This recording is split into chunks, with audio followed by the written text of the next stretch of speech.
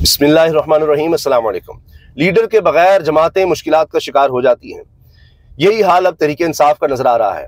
अचानक आप देखें कि रात गए डेवलपमेंट होती है कि नहीं नहीं नहीं नहीं नहीं, नहीं। अब खान की इजाजत के बगैर जनाब हम सलामती कमेटी में नहीं शिरकत कर सकते। हुआ क्या कि इतना बैकलैश आया सोशल मीडिया पर कारकुनों की तरफ से कि ये क्या बात हुई कि जी हुकूमत को नाम भेजे जा रहे हैं, हुकूमत कह रही है आए बैठे, वो हुकूमत जो हम पर जुल्म कर रही है, एक तरफ हमारे लोग उठाए जा रहे हैं, उन पर केसेस बनाए जा रहे हैं। इंसदाद दहशतगर्दी की अदालतों में आपको सारे केसेस तहरीक इंसाफ के खिलाफ नजर आएंगे। दूसरी तरफ हुकूमत की तरफ से बुलाया जा रहा है और जा रहे हैं बगैर इसके कि कोई बात करें कि हमारे साथ जो जुल्म हो रहा है कुछ लोग हमारे रिहा कर दें, कोई तो बात इस तरफ की जाए। या कम अज कम यह कि खान से मुलाकात के बगैर आप कैसे जा सकते हैं, उसकी इजाजत के बगैर कैसे जा सकते हैं। लोगों ने मैंडेट किस लिए दिया? क्या इसलिए दिया कि जी अच्छा तहरीक इंसाफ आएगी तो उसके बाद आप हुकूमत बना लेंगे, ये करेंगे वो करेंगे। मंशूर में क्या चीजें होती है, लोग उस पर वोट देते हैं। आपका नारा क्या था? जो 1 पॉइंट एजेंडा था जिसकी वजह से लोगों ने वोट दिया था तहरीक इंसाफ को, वो था इमरान खान की रिहाई। तो उसके लिए पार्टी क्या कर रही है? अच्छा, और बस वो मुंह उठा के जनाब नाम भेज दिए, वो याद सादिक ने मंगवाए हैं, तारिक फजल चौधरी ने मंगवाए हैं, वो गालिबन 14 नाम चले भी गए। उसके बाद कमेटी का इजलास होता है। इससे पहले तहरीक तहफ़्फ़ुज़ आईन पाकिस्तान, आप सोचिए जरा, जिसमें अल्लामा राजा नासिर अब्बास साहब हैं, जिसमें महमूद खान अचकज़ई हैं, उनकी तरफ से तहरीक तहफ़्फ़ुज़ आईन पाकिस्तान की तरफ से इनकार कर दिया जाता है कि हम शिरकत नहीं कर रहे कौमी सलामती कमेटी के इस इजलास में। और उसकी वजह यह भी कि जी खान से मुलाकात नहीं जब तक होती, कैसे हो सकता है।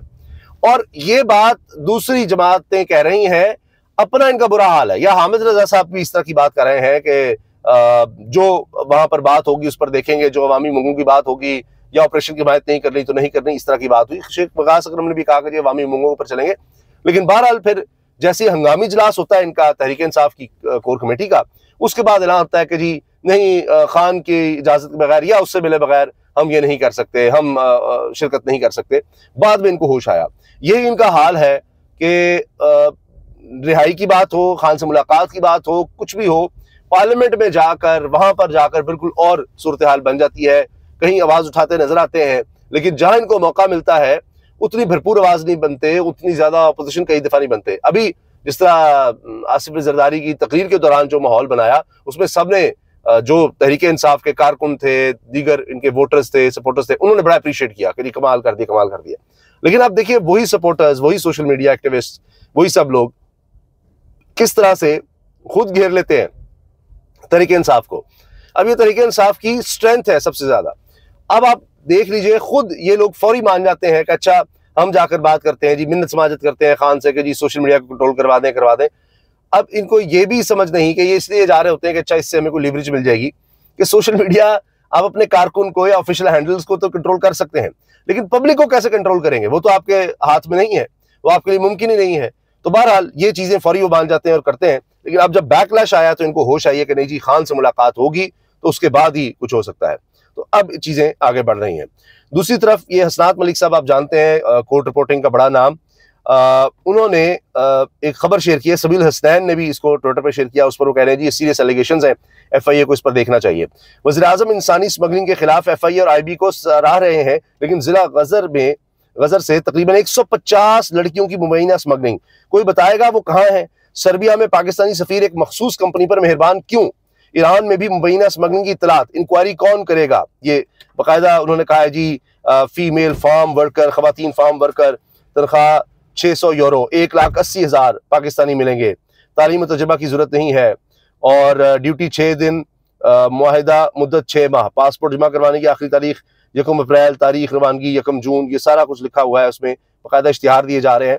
और ये सबीहुल हसनैन ने ये चीज शेयर की है, जिसको फिर हसनात मलिक साहब ने इंडोर्स किया है। अच्छा, इसके साथ आमिर डोगर जो तहरीक इंसाफ के रहनुमा सीनियर, उन्होंने कहा कि खान से मुलाकात के लिए हमें यकीन दहानी करवाई हुई है। याद सादिक ने और मुतलका इन्होंने जी मुलाकात करवाएंगे इमरान खान से, वो यकीन दहानी करवा रहे हैं। चलें देख लेते हैं। फवाद चौधरी साहब कह रहे हैं कि ये जो खबरें आ रही हैं अजमल जामी ने शेयर की, 2 चीजें हैं। कौमी सलामती में सख्त फैसले लिए जाएंगे, कोई बड़े ऑपरेशन का फैसला हो सकता है, और दूसरा फैसला ये कि इंसदाद दहशतगर्दी की अदालतों में केसेस तेजी से चलाए जाएं। इस पर फवाद चौधरी बोले कि ये दोनों चीजें, मतलब अजमल जामी की बात अपनी जगह होगी, लेकिन फवाद चौधरी कह रहे हैं कि कौन सी इंसदाद दहशतगर्दी की अदालतें, वहां तो केसेस सिर्फ और सिर्फ तहरीक इंसाफ के कारकुनों के खिलाफ चल रहे हैं। जितनी अदालतों में देख लें, वहां अपने क्या तेजी से ट्रायल चलाना है, कौन सा दहशतगर्द है इस वक्त इंसदाद दहशतगर्दी की अदालतों में, वो जरा देख लें। दूसरा ये कि दूसरी तजवीज़ के बड़ा ऑपरेशन किया जाए कोई, ये भी मज़ाक़ा खेज़ है। ऑपरेशन के लिए इंतजामी फैसला चाहिए, पार्लियामान का कोई किरदार नहीं। पार्लियामान का किरदार सिर्फ सियासी इत्तेफाक राय करना है, जो इमरान खान के बगैर मुमकिन ही नहीं। लिहाजा इजलास की कोई अहमियत ही नहीं। इन्होंने कल ये ट्वीट की थी कि कल के इजलास की कोई अहमियत नहीं। अब ख्वाजा आसिफ साहब वज़ीर दिफा हैं, उनको होश आया हुआ है, आए बाएं शाएं मार रहे हैं। कहते हैं पार्लियामान की कौमी सलामती कमेटी के इजलास में सरदार अख्तर मेंगल को बुलाया गया है, मैंने लिस्ट में इनका नाम देखा है, वो इस्तीफा दे के जा चुके, वो मायूस हो चुके, वरना आपके बड़े करीबी होते थे। तो आप कह रहे हैं बलूचिस्तान की सूरत हाल का इल्जाम विफाक को जरूर दें, मगर 50 साल पर मुहित इस मसले की कुछ जिम्मेदारी सरदारों कबायली सरबराहान की भी है। वाह, 50 सालों में 30 साल अपने इख्तियार का भी देना हिसाब। डॉक्टर मालिक के दौर में बेहतरी आई, मगर फिर हमने क़यादत उन लोगों के हवाले कर दी जिनका बलूचिस्तान के अवाम से कोई ताल्लुक नहीं था। अरे वाह, तो फिर जो ज़हरी साहब थे, इकबाल अब्दुल मालिक से लेकर गवर्नमेंट, आपने ही मुआहिदा किया था कि आधा आधा, आधा तुम आधा हम। तो इस तरह से जनाब आधा अब्दुल मालिक बलूच साहब, आधे फिर वो सनाउल्लाह ज़हरी नाम था उनका, साबिक़ वज़ीर आला बलूचिस्तान, उनको आपने दी थी। आजकल मेरा ख्याल है वो पीपल्स पार्टी में चले गए हैं। तो ये बंदरबांट कौन करता रहा है? जिस तरह आज आप चल रहे हैं, यही वहां पर भी डीले करते रहे। आप कह रहे हैं जी मालिक के दौर में कुछ बेहतरी आई थी, फलां हुआ था, और अब जो बाप पार्टी है जो एक कॉर्नर मीटिंग नहीं कर सकती, तो उसके साथ कौन चल रहा है? फिर आप ये देखें कि नून लीग या पीपल्स पार्टी, इनका तो वहां कोई वोट बैंक ही नहीं है, कुछ भी नहीं है इनका। ये तो वैसी हुकूमत ने बना लिया, जिस तरह निगरान वज़ीर दाखिला है, सरफराज बुगटी, सबको पता है वहां क्या सिस्टम चल रहा है। लेकिन ये तो कुछ भी नहीं कर सकते जो हुकूमती जमातें हैं, चाहे MQM है, ANP है, ये वहां कहाँ कॉर्नर मीटिंग कर सकते हैं? बलूचिस्तान में कुछ कर सकते हैं? तहरीक इंसाफ के लोग पकड़े हुए हैं, सरार काकड़ जैसे नौजवान, जो यानी एक जगह जाते हैं तो जलसा ही हो जाता है। कॉर्नर मीटिंग के नाम पर इतना जलसा होता है, प्रेस टॉक करने आए तो जलसा हो जाता है। ये एक वहां पर MNA के लेवल पर इलेक्शन लड़ने वाले नौजवान की बात आपको बता रहा हूं मैं, और ये वीडियो एविडेंसेस मौजूद है, मैं ऐसे नहीं कह रहा। तो उससे बात किए बगैर आप कैसे आगे चल सकते हैं? उसके रहनुमा से बात किए बगैर, जिनका पूरे पाकिस्तान में वोट बैंक है, सबसे बड़ी जमात है, 2 नंबरियां करके भी, आजाद डिक्लेयर करके भी, झुल्लू इलेक्शन करा कर भी, उनको तोड़ने की कोशिशें करके, उसमें से पार्टियां निकालने की कोशिश करके, कहीं IPP बना रहे हैं, कहीं जनाब परवेज खटक साहब आ रहे हैं, कहीं कुछ हो रहा है जी, फॉरवर्ड ब्लॉक बन रहा है, फलां हो रहा है, उसके बावजूद वो सबसे बड़ी पार्टी है। आप उसको उससे बात किए बगैर कैसे करेंगे? तो जो भी आप करें, आपको खान को शामिल करना पड़ेगा, वरना हो नहीं सकता। इसलिए पैरोल पर रिहाई की भी तजवीज़ आई थी, और शिबली फराज साहब ने ये तजवीज़ दी थी, तो उस पर तो कोई अमल अभी फिलहाल होता नजर नहीं आ रहा, क्योंकि ये वो होता है ना, ताब नहीं ला सकते, ये इनमें इतनी जुर्रत नहीं है, या इतनी सलाहियत नहीं है, इतनी हैसियत नहीं है कि ये खान को निकालें चंद दिन के लिए भी और या चंद घंटों के लिए भी है, तो उसकी तस्वीर नहीं बर्दाश्त कर सकते। इतनी कमज़ोर गवर्नमेंट है ये। अच्छा, फिर क्या है जी, वो बहुत बड़े लोग हैं मगर नई नस्ल से इनका कोई ताल्लुक नहीं, जो लोग बिठा दिए गए हैं। विफाक अपनी जिम्मेदारी ले, अगर बड़े पैमाने पर लचक दिखाकर तब्दीलियां कर दी जाए तो मुझे उम्मीद है एक बड़ी तादाद विफाक के साथ हो सकती है। ये जी ख्वाजा आसिफ साहब का कुल विजन है। कमर जवेद बाजवा तालिबान की आबादकारी की तजवीज़ के खालिक थे, बाजवा की पार्लियामान में जवाब तलबी होनी चाहिए, वज़ीर दिफा ख्वाजा से। अरे वाह, आप तो मिलते रहे, एक्सटेंशन देते रहे, हुकूमतें उनसे लेते रहे। खुद ख्वाजा साहब का बयान है, उन्होंने कहा 2019 से हम कह रहे थे पहले आप पंजाब ले लें फिर विफाक ले लें, ये बाजवा से मुलाकातें होती रहीं, बाजवा तो बड़ा अच्छा था। ये अब आकर क्या हो गया है? ये हाल है कि ये अपने मोहसिनों का, जिनके जरिए ये आ जाते हैं वापस, जिनके जरिए प्लेटलेट्स गिराते हैं, जिनके जरिए मुल्क से बाहर जाते हैं, जिनके जरिए डील करके झुर्रू इलेक्शन करवा कर ये आ जाते हैं, फिर देखिए उन्हीं को डसते भी हैं जब मौका आता है कि उनकी अब अफादियत नहीं, रिटायर हो गया उनका। जी ये सारा कुछ तो उसने किया था, ये तो जी वो अब्दुल मालिक बलूच के बाद जी जारी आ गया था, वो तो नून लीग का था, वो आ गया था, अब उसके बयान उसके खिलाफ दे दो। अच्छा, इसके साथ साथ ये देखिए आप इनका तरीका वारदात देखिए इस गवर्नमेंट का। गर्दिशी कर्ज के खात्मे के लिए बैंकों से 1250 अरब रुपए कर्ज फाइनेंसिंग मामले पर बैंकर्स का हुकूमत पर धमकाने का इल्जाम। बैंकों से कर्ज मार्केट रेट से कम रेट पर लिया जा रहा है। एक बैंकर के मुताबिक इन्हें बताया गया कि आपके पास कर्ज देने के अलावा कोई चॉइस नहीं है, कर्ज आपको हमें देना पड़ेगा, राजी ना होने की सूरत में संगीन नताइज की धमकियां। ये डॉन की खबर है, और जिस तरह IPPs के साथ किया वो अब ये कर रहे हैं, आ जाएगी जनाब बड़ी इन्वेस्टमेंट। अच्छा, नदीम मलिक साहब के शो में मौलाना तारिक जमील ने वाकयात बताकर कहा कि हुक्मरान तबका जुल्म और ज्यादती करेगा तो मुल्क के हालात सुधर नहीं सकते, जिस मुल्क में अदल और इंसाफ होगा वहां खुशहाली होगी। और उन्होंने वाकयात बताया कि कितने जालिम लोग थे, फिर किस तरह से सारे हालात बने। उनका आप आज के हुक्मरान देख लें कितने जालिम है ये, फिर आज के हुक्मरानों की मिसाल दी। कर रहे हैं। उसके बाद हुकूमत आ गई मरवान की, औलाद के पास। ये देखें, ये कहते हैं आज के दौर देख लें किस तरह ये जुल्म कर रहे हैं। थोड़ा सा मुआवजा करें। 1 करोड़ मुरब्बा मील की हुकूमत और कोई दुश्मन नहीं है मुकाबले में, और हमारे सिर्फ 22 साल आगे बिन यजीद रहमतुल्लाह, और उन्होंने ठोकर मार दी कि इसकी बुनियाद जुल्म पर है, मुझे कबूल नहीं है। तो आज भी आप देख लें कि हुक्मरान किस किस्म के जुल्म कर रहे हैं। देखिए उसके बाद हुकूमत आज भी हुक्मरान किस जुल्म कर रहे हैं। कोरोना के बाद पाकिस्तान में एनर्जी की पैदावार अपनी कम तरीन सतह पर पहुंच गई। कोरोना में तो दफातर इंडस्ट्री बंद थे, अब ऐसा क्यों है? ये सवाल पूछ रहे हैं जी मोहम्मद मैर साफी हैं। खपत ही नहीं है, बिजली क्यों नहीं इस्तेमाल करें लोग? क्योंकि इंडस्ट्री बंद हो रही है, लोगों की कीमतें खरीद खत्म हो गई है, इस्तेमाल कहाँ वो करेंगे बिजली का जब इंडस्ट्री ही बंद है, कारोबार बंद है, कुछ हो ही नहीं पा रहा। तो इसलिए ये सारा कुछ नजर आ रहा है। अच्छा जी, हामिद मीर साहब फिर एक दफा मैदान में है और कह रहे हैं कि जी फजलुर रहमान समेत सब लोगों का ख्याल था खान 36 घंटे जेल नहीं काट सकेंगे, माफी मांगकर बाहर आ जाएंगे। राणा सनाउल्लाह कहते थे मैं खान को मच जेल में डालूंगा। आज वो भी कह रहे हैं कि इमरान खान जेल से बहादुरी से काटी। जेल वही काटता है जो बहादुर हो, जो अपनी गलतियों से सीखता है, वहां सोचता है, वही जेल काट सकता है। हामिद मीर साहब ने आज न्यूज में शौकत पराचा से बात करते हुए कहा है।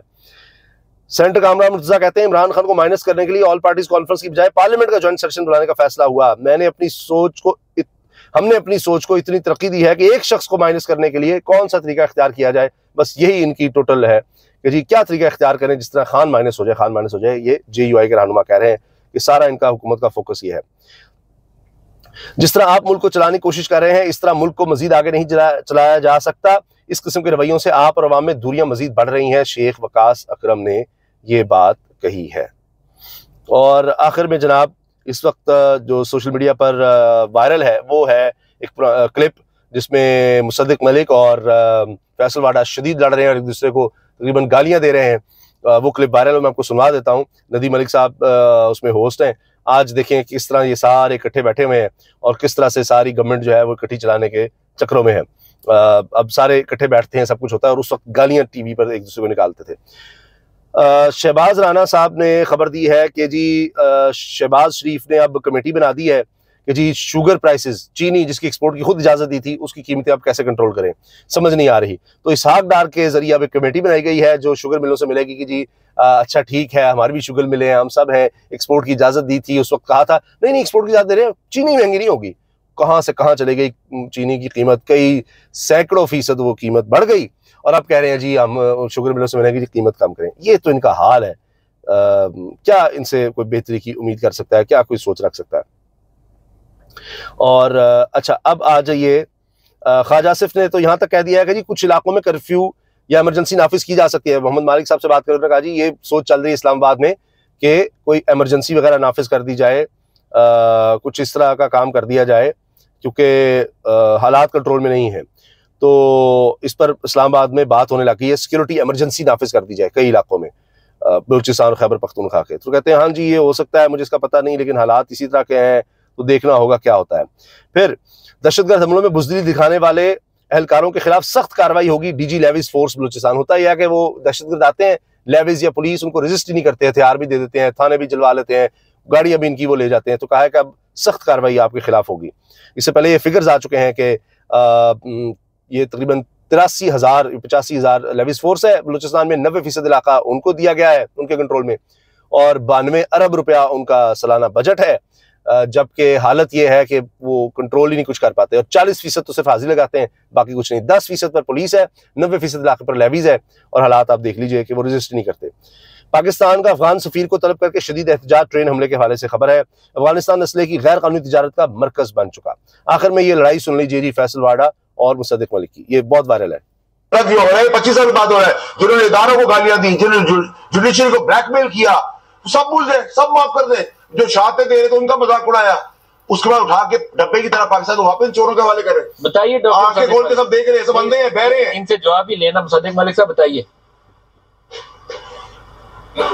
जैसी जबान वो बोलते हैं, एक कीचड़ की बाल्टी लेकर घूमते हैं, किसी की माँ बहन की इज्जत का ख्याल नहीं करते, उसी तरह माँ बहन बेचने वाले लोग, मुल्क हमारी माँ है मुसद्दिक भाई, इसको 10 दफा आप लोगों ने बेचा है। आप जो मर्जी कहते हैं, क्या बातें करें आप, माई तो है। कीचड़ की बाल्टी उठाकर फिर रहे होते हैं ये फैसल वाडा, और फिर उन्होंने कहा कि जी ये धरती हमारी माँ है, तो माँ बेचने की बात जो मैंने की है वो इस तनाजुर में की है, तो आगे से अब लड़ाई शुरू।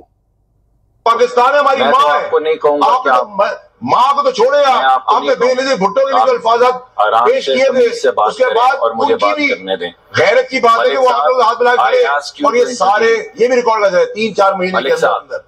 अगर आप बेनजीर भुट्टो के खिलाफ गलीज बातें करते थे, अजीब बात है कि आज पीपल्स पार्टी और नून लीग आप इकट्ठे हुए में, तो आगे से मुसद्दिक कहते हैं तमीज से बात करें, तमीज से बात करें और बदतमीजी ना करें। अब बात आगे बढ़ जाती है। तो आप सारे बिहेव करवाएं, इंसान के बच्चों की तरह बात करें। नजीर मलिक साहब इंसान के बच्चों की तरह बात करें ये, और इसको बिहेव करवाएं। कहता मैं आपसे बात कर रहा हूँ, इंसान के बच्चों की तरह नहीं, मैं जानवर नहीं हूँ। मैं तो जो आप हैं मुसद्दिक मलिक साहब अपना जवाब पूरा कीजिए। और वही आप दिखा रहे हैं, आप उससे बड़े जानवर हैं। ट्रेनिंग लोगों के सामने आ रही है। तैयार हो सकता है आगे गालियां इस तरह से मिलकर बीट गाली दे रहे हैं, गालियां दे रहेगा। आज का चुनाव, अरे यार इंसान के बच्चे तो मैं आपको कह रहा हूं कि आप अपनी मां बहन को बेच कर आ रहे हैं, तो इंसान के बच्चों वाली बातें करें। आप मां बहन को बेच के आ रहे हैं, इंसानों के बच्चों वाली बातें करें, इंसानों के बच्चों वाली बातें करें, ये लड़ाई हो गई। मुस्तफा साहब अस्सलाम वालेकुम। किसी थड़े के ऊपर बैठे हुए हैं आप लोग, सड़क छाप है करते हैं, आप लोग मुल्क को बेचते हैं, मुल्क को बेचते हैं, ये करते हैं, वो करते हैं, फिर आगे जनरल मुस्तफा साहब को बीच में लाए। तो ये हालात थे। फिर देखें किस तरह से करीब आते हैं, किस तरह से फिर ज़ाहिर है इकट्ठे बैठ रहे होते हैं, क्या सूरत हाल होती है। तो सियासत में यही कुछ चल रहा होता है, कुछ पता नहीं होता हमारे यहाँ सियासत में कौन किस वक्त दुश्मन हो जाए, कौन किस वक्त सबसे बेहतरीन दोस्त बन जाए। इजाज़त दीजिए, अल्लाह हाफिज़।